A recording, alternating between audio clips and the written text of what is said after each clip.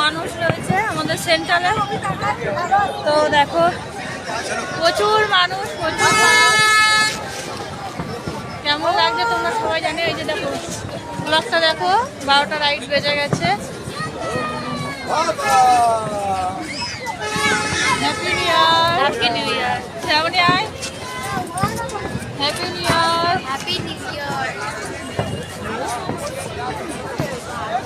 একদম 12টা বাজে, রাইট 12টা বাজে। হ্যাপি নিউ ইয়ার।